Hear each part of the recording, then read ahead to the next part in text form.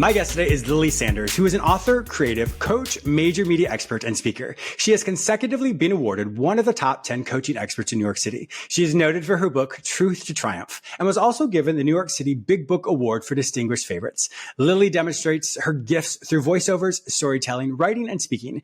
As an intimate partner violence expert for major media TV, she myth busts the global beliefs about abuse to bring insight and evoke change and shared compassion in our global community. Welcome to Lifeology. Thank you, James. It's wonderful to be here. I am looking forward to this. You and I were just catching up. You were on my show. There's a small little radio show 4.5 years ago. So I'm so excited for you to come back. It's going to be good to catch up and see all the things that you're up to these days. Absolutely. And it's an honor to have been invited back on. And I love to see all the things that we've both been doing and expanding in our lives. Yeah, it was neat in our pre-call. We were talking about that in the 4.5 years, all that's happened and evolved. And so, it is interesting to see if anybody can do this, it's not just you and myself, they can reflect on where they were. And so a lot of situations may not change, maybe be as big as it is maybe obvious in some ways. But when we look back on, are we a kinder person? Are we a more gentle person? Are we a more loving person? So there's a lot of different attributes that we can demonstrate. So it doesn't have to be this big, pie in the sky aspects of change, but it's so good when people can reflect to see where their growth is, because there's always growth, whether we realize it or not. 1,000%. When you were on my show, we talked about your book, Truth to Triumph. And that's how I got to know you. It's a fantastic book. I mean, obviously it's still getting so many accolades, but you really told your story about how you grew up, because you weren't this polished person that's sitting in front of me today. You went through so many struggles in so many different ways. And I think that's why you're so relatable in a lot of ways, is because you know what it feels like to be heartbroken. You know what it feels like to be in domestic violence. You know what it feels like to be in a family that just can't cope. And then you had to step up, to be the mother when you're just a little girl of your siblings, because unfortunately your mother wasn't able to do that. So you have all this insight and knowledge. When you reflect though on the person today versus that little girl, what's the same and what's different? Oh my goodness. What a question is that? Well, what is the same is my laughter, my silliness. Silly Lily seems to explain me pretty well. But what's really changed for the better is for me to really be able to express my heart and to really be able to contribute everything that I've learned to anyone that has lost their voice. Yeah.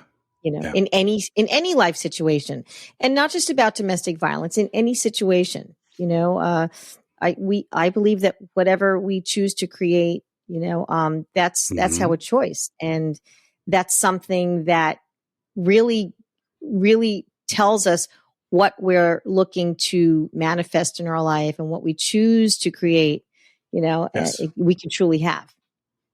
That's a good point. Sometimes we don't realize that even like our house, it is a 3D vision board. So if my house is demonstrating perhaps loneliness, depression, isolation, whatever that might be, if for whatever reason, well, then I'm actually living in loneliness, isolation, depression. And so it's important that we realize that everything around us is an opportunity to use it to our benefit. When I say use, I don't mean exploit, but it's to enhance us. And so the people with whom you associate, those people, are they lifting you up or are they tearing you down? So everything we do, that environment, what influences us determines that choice that we make. Often we forget we do have a choice, like you said, in every single thing. If we don't say something, that's a choice not to say something. If we do say something, that's a choice to say something. So even though it feels like our choice is taken away externally, how we internalize something is our choice.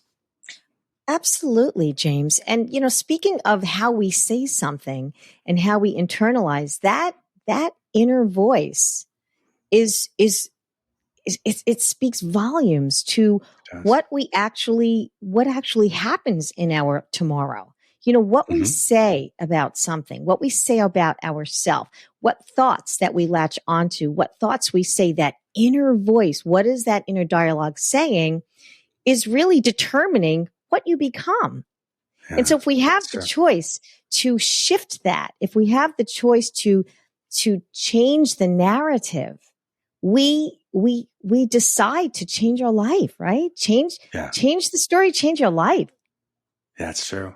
It's interesting. We all have what's called a core belief. And I always tell people the way to tell, and I'm sure you do this as well, the way you know what your core belief is if you do something that's silly or you're embarrassed about it. And if you say, James, you're so stupid, or what is wrong with you? You're so ugly. You're so fat. You're so this. In that moment, whatever I just told myself, and that's where we talk about the inner dialogue, if I'm aware of what that is, then I can reflect on, wait a minute, is that even true? Am I stupid? Am I ugly? Am I fat? And so what happens is those core beliefs are usually timestamps that we were either told as kids or something happened and we automatically assume that that must be true. And so what we do as adults, we keep telling ourselves that over and over and over again. So as a little kid, I hear it. And as I get older, I keep telling myself that. So when those situations happen, it's almost like a Pavlovian response in the sense of this happens. So therefore I have to immediately say I'm stupid or I'm dumb. And so the great thing about that though, is we recognize that's not true. I can say, wait a minute, that's not true. So who am I? I'm smart. I'm attractive. I'm kind. I'm loving. I'm loyal. I'm generous. I'm pure, whatever those things are. So when you can fill in the blank with that, that starts to change your core belief and you can become who you really are as opposed to the limiting self-beliefs that unfortunately we all have experienced in our life. Absolutely. And I call those belief systems BS. And I love that. a bunch of BS, really. And I'm going to change that. And so that the belief systems serve me, serve others in a real harmonious way, right?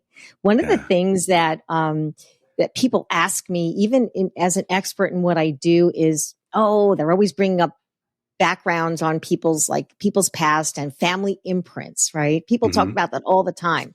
Family imprints and is that responsible for people, in these unhealthy relationships growing up or going into drugs or alcohol or what have you? And James, I'm going to bust that myth if I can, because can we get, imprints from our upbringing, and can they affect us later in life as an adult? Yes and yes, but it doesn't have to. It doesn't have to. Yeah. I mean, I can attest to the lie of family imprints in that the apple does fall far from the tree. For those who believe that there's so much more than just an apple. And there we go back to those belief systems, right? Yeah. And what do I mean by that? Well, you're not your mother. You're not your father. You're not your family name. You're not your bank account. You're not the car you drive. Well, then who are you? Exactly. Right? And I say, there's a quote in my book, Truth to Triumph. And I say that always remember how perfect and significant you are in the landscape of the universe. In fact, it's something that I quote as to my son, as when you have your who you're writing the book for, and you put a little quote in there, and because I believe, to underscore what we were saying before, I truly believe that what we cognize, we become. And how much we feel, and how deep we feel, and how clear we imagine anything, and how specific that our desire is completely responsible for making our dreams or a reality or our nightmares. Right? Yeah. I really appreciate you saying that. It's true. And everything we do, we like we said, we are our own author of our story. I always tell people as well, and just to piggyback of what you're saying, is every event in our life is like a jigsaw puzzle piece. We've all done jigsaw puzzle pieces. We know where the borders are. They're like, that makes sense. But then what about those times when we're like, where does this piece go? I don't know. Maybe this is that this isn't supposed to go there. But when we isolate an event, that's how it is. Like, I don't understand where this piece goes. But when you get perspective, and perspective is the thing, and of course, this as well, is perspective helps us understand where it fits into our life. I may not like what happened. I don't appreciate it. I don't think it was okay. It doesn't let someone off the hook. But what do I do with that? So when we find that perspective, that piece links with this piece, and this piece links with this piece. And pretty soon we are who we are today. We're like the tapestry or the picture of all those pieces together. But if we can find one thing we like about ourselves, so there's many things people can find, but if they can find one thing, if they hadn't gone through all those other things in their life, would they have that one thing that they really love?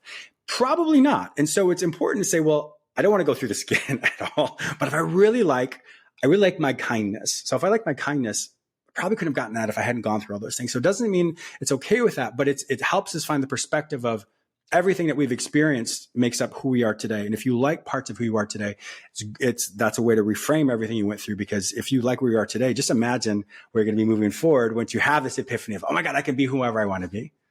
Yeah.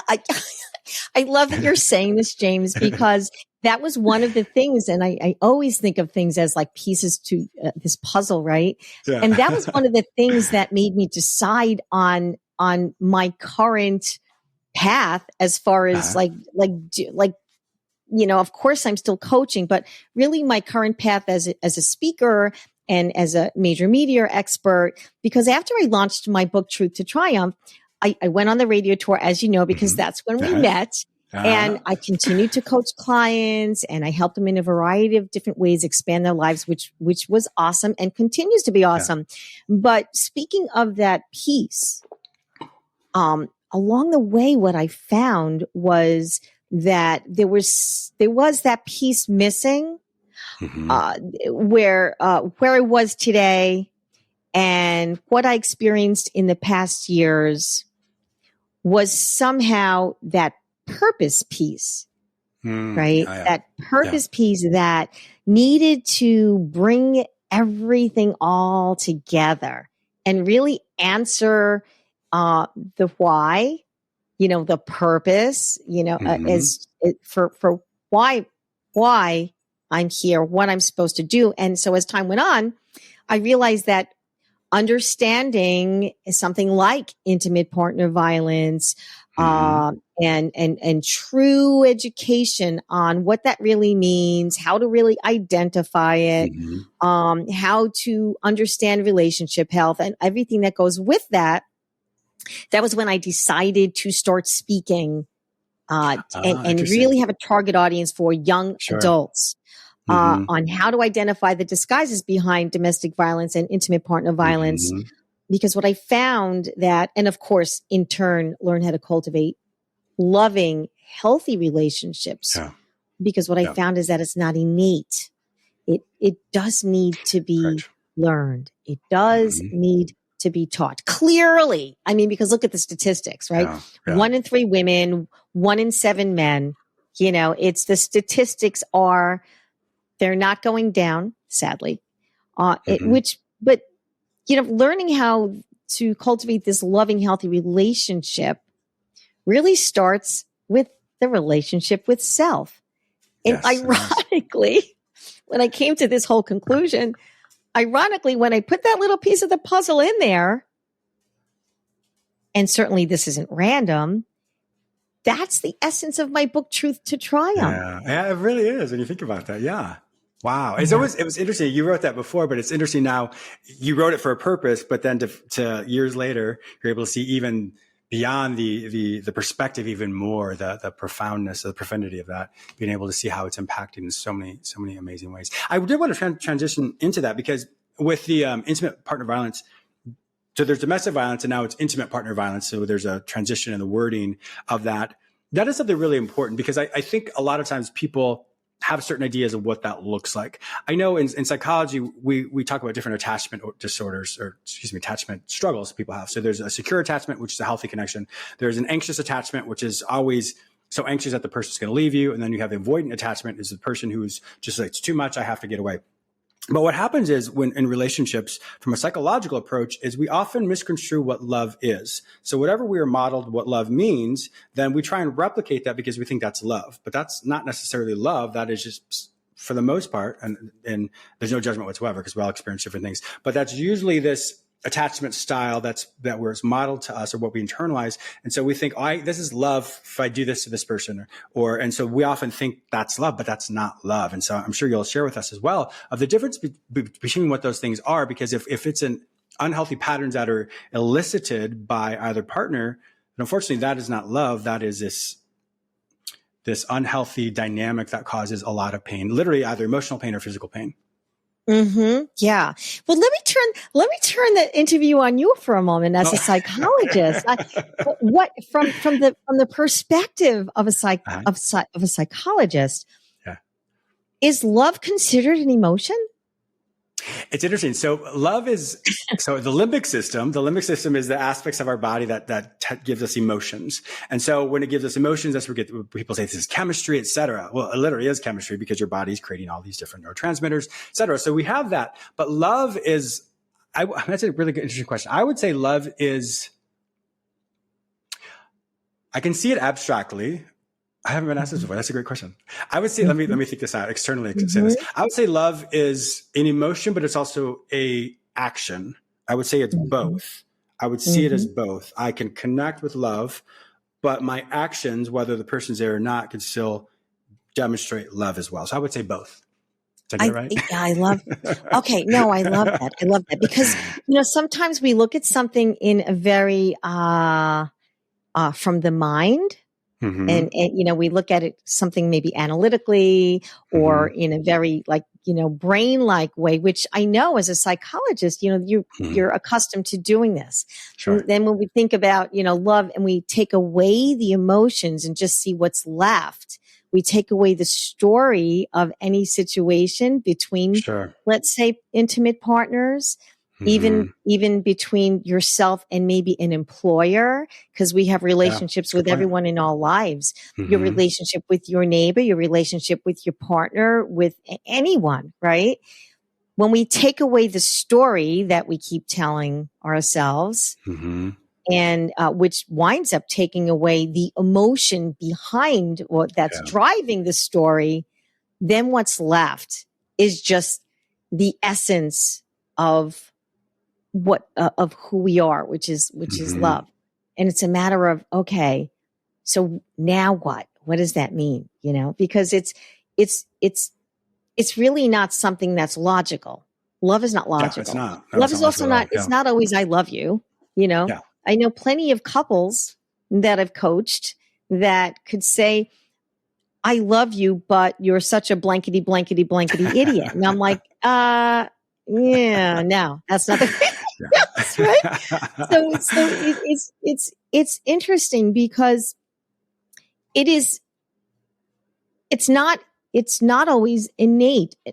A love is innate because it is essentially an energy, but it's not really learning how to express love and behave in a loving way and strive and or making harmonious outcomes as your driver are two different things, right? Certainly. Especially if you have different attachment styles that get in the way from that, like it is going to seem as if our own stuff gets in the way of what a healthy relationship can often be.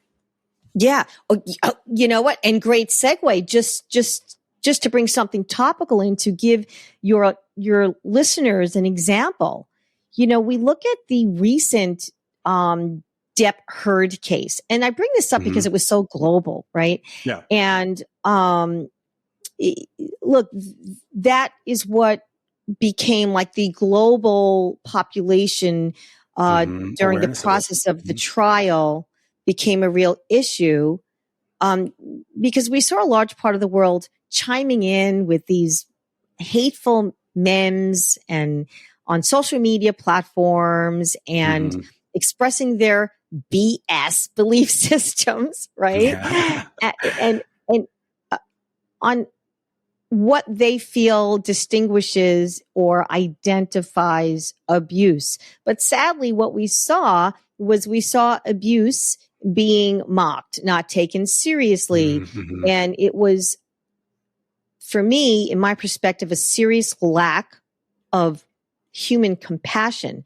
Now, to be clear, this case was looked at initially as a domestic violence issue, and yet, James, paradoxically, it was this outlined version or a specifically outlined landscape of drug and alcohol addiction, like an outrageous overconsumption of drug and alcohol abuse. On top of, and you would know as a psychologist, on top of codependency on both sides. Yeah, both celebrities were so codependent upon each other, and both sides had so many addictions. And so you mix that in with abuse. Well, there you go. It's a perfect recipe for destruction and disaster. Yeah, exactly. Yeah. So and like you're saying, all those outside things. Yeah, exactly. All those things that influence us. It's hard because the great thing is when people are aware of their struggles. And so even if you don't know, like, oh, this is my struggle, but like, you know what, I have a lot of learning to experience in life. And that is an awareness right there. And so the idea of what is my stuff, I know the other day I was talking to my partner and something happened and all of a sudden I felt something. It's like, wait a minute, that has nothing to do with this is my stuff, and it was interesting. So when you can have that awareness of, wow, I totally overblew that. I mean, that's not, it's interesting to be aware of that. So I think if someone can recognize I am overreacting right now, and that's totally on me. And so we can have that epiphany. If I'm overreacting, I'm like, okay, I need to take ownership for that. But if we don't recognize that, then it's easier for us to blame the other person and to take all this energy of our overreaction, throw it on the other person, and then it becomes their problem. If that person has their own struggles as well, then they throw it back on us. And pretty soon it's this volleying back and forth of something that shouldn't have been there in the first place, that shouldn't even be a part of that conversation. But unfortunately, often that's what can happen. And then, as we know, a lot of intimate partner violence can happen from that as well. Yes. And I completely respect that, appreciate that, agree with that. And it is the first step of just awareness that something else is going on. But just to kind of move that around a little bit, it's okay. So let's say you overreact. It's okay. Yeah. Judge yourself. Fine. It's okay. Because what it does is it really nudges you to say that little voice inside of James's head and say, okay, what's really going on in you? Yeah. Right? Yeah, right? Exactly. So there's a reason for it, right? Mm-hmm. And now it's a wonderful thing. Okay. So you're aware of it. You say, I reacted too quickly. And so that gives you that opportunity to turn the lens in again, mm-hmm. On yourself, and also allowing the space between two partners, allowing it to be okay and just stepping back. Because remember, we all vibrate at different, mm-hmm. different kind of heights and levels and rhythms, and everyone doesn't always vibrate at the same level. Mm-hmm. Right.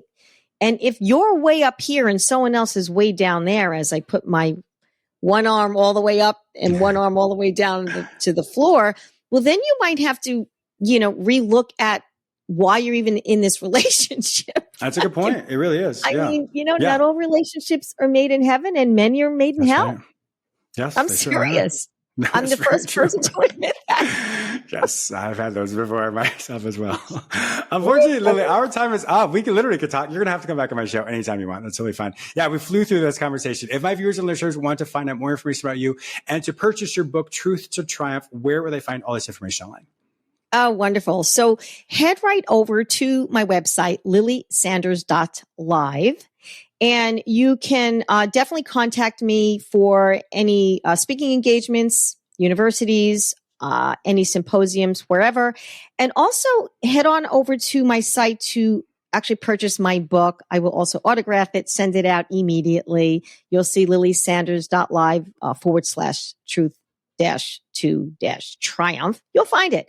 And also head on over to my social media. There's a lot going on there. You'll get to enjoy some of the things that I have to say and quote, and some discussions that I have on Instagram, Lily Sanders Author, and my face, and also my YouTube, Lily Sanders. Wonderful. My viewers and listeners also know that if they cannot find this information any other place, simply go to the show notes at jamesmillerlifeology.com, and I will link you with Lily Sanders. You don't need me to do this, but I highly endorse Lily. So anyone who's looking for an intimate partner violence expert and wants her to speak at any of these university schools, I highly endorse her. So Lily, thank you so much for being a fantastic guest on my show today. Thank you, James. Thanks for having me.